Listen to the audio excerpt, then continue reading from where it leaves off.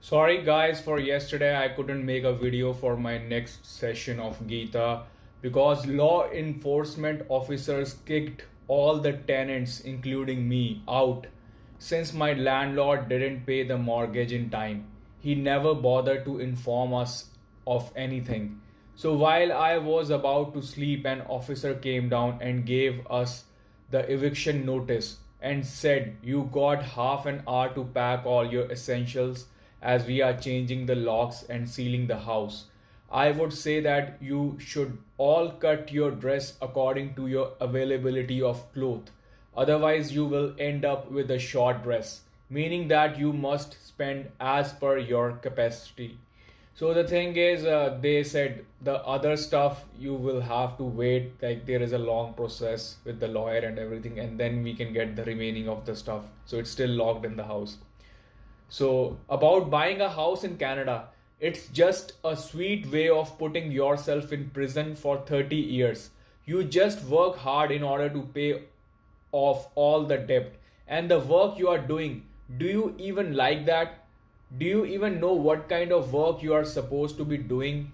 As per Bhagavad-Gita, only yajna is considered as work, and only that can help you to attain anand, bliss, which is permanent happiness or your freedom. And any other work you do is just a way of extending your prison time.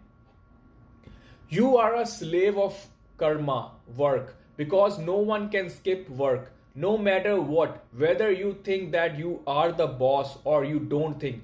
In both cases, in depth, you are not the boss.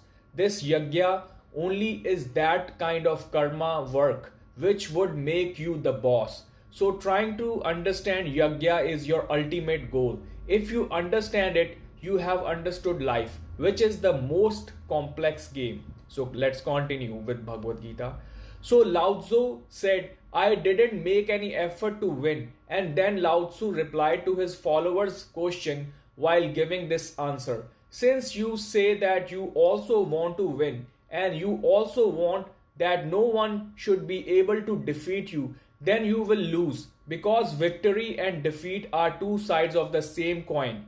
Krishna is saying, he is saying that one who sees like this and be sure to see that way, so that watching it is an existential experience, then that becomes an existential experience. We know it every day, but don't know how we fail to see it.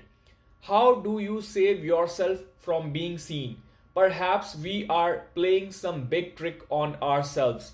Otherwise, such a living truth cannot be seen. That is a surprise. It is experienced every day. Everything changes into its opposite. Make too deep a friendship and enmity begins to arise. But what is our trick to escape from this? Our trick is that when a friend starts becoming an enemy, we do not think that friendship is becoming enmity. We think that friend is becoming enemy. That's where the mistake happens. When a friend starts becoming an enemy, we understand that the friend is becoming an enemy. Had there been any other friend, he would not have been there. This man was a traitor. If there was a third friend, it would have not happened like this. This man was a traitor. That other friend, you are also becoming his enemy now. He also thinks that this man has chosen the wrong person. So, how can he trust you now? Had he been a good man, this would have never happened. So, he starts blaming you, the other friend, and that also becomes your enemy later. When a friend becomes an enemy, then we are deprived of the truth. The truth is that friendship turns into enmity. But after imposing it on our friend, we go out in search of another friend. A man married 8 times in America, but he must have been a smart man. First marriage, divorced after a year, saw that the wife was wrong, didn't see anything untoward.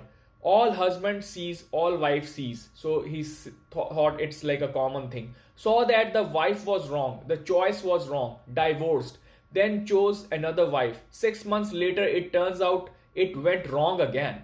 So he ended up marrying 8 times in the life this way.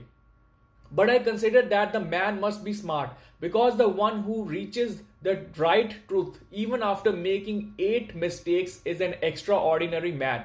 We don't reach there even after doing it 8,000 times, considering all our previous births, because our logic remains the same every time. After 8th time he did not marry, and his friends asked, "Why didn't you get married?" So he said that 8 times I had a strange experience, that every time the woman whom I thought was right turned out to be wrong. So for the first time I thought that woman was wrong. The second time I thought that the woman was wrong as well. But for the third time doubts began to arise.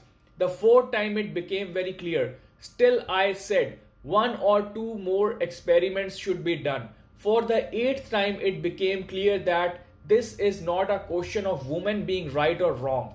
Whoever you seek happiness from, you will get sorrow from him. Whoever you seek happiness from, you will get sorrow from her. So, because all happiness turns into sorrow. Whoever wants friendship will get enmity from him, because all friendships are the beginning of enmities. Where is the trick of the mind? Where is the deception? What is the trick? Even if you see some couples who are very much into themselves for their whole life, but you don't know what will happen to their next birth. Maybe they will become like completely, hated, like they will be completely enemies. So it's a very long game. So just don't focus on the long game. Don't go for the short run. The trick is, we impose the truth of the experience, the truth of the situation on individuals. Then we go out to find a new person. There are no bicycles at home, so I bought a bicycle. Then we find that we thought we would get a lot of happiness, but we did not get it. But till then, it doesn't even come to mind that the bicycle for which we had dreamed all night long, that if we get, we will get a lot of happiness. Now we are not getting it at all. But we forget that at that point. Then this is the thing, that we forget that point. Then until we find a car, we want to buy a car, we get lost in that happiness which is in the weight of owning a car. Then the car becomes also available to us. Then we forget that if we got as much happiness as we thought, so did we ever get that? We never get that happiness. Suffering is found in the end, but happiness was what we sought initially. Hate is found in the end, but love was what we searched for. One meets darkness, but traveling is always done towards light. But we are never able to connect these two. We are never able to complete that mathematics. It is important to keep one more reason in mind. Because there is a time gap between the two, we are not able to connect.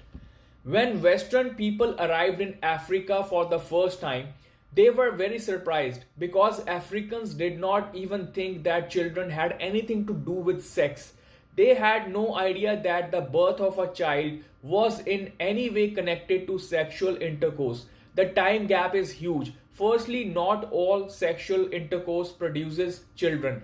The second, 9 months makes a lot of difference. There is a lot of difference in the timing.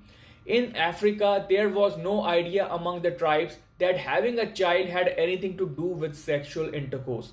It has nothing to do with sexual intercourse. There is so much difference between cause and effect. The cause was 9 months ago, the effect was 9 months later. So the connection is not possible. When we hold on to happiness until it turns into sadness, time keeps falling in between. So we cannot connect that these 2 points are connected. This is the same happiness which has now become sadness. No, we cannot add that. It will take time for a friend to become an enemy, won't it? After all, it takes time to build anything. So years pass between the time he became a friend and the time he became an enemy. We can't add that it took so much time to become a friend and so much time to reach the enemy. No, the phenomenon of becoming a friend is different than the phenomenon of becoming an enemy is different.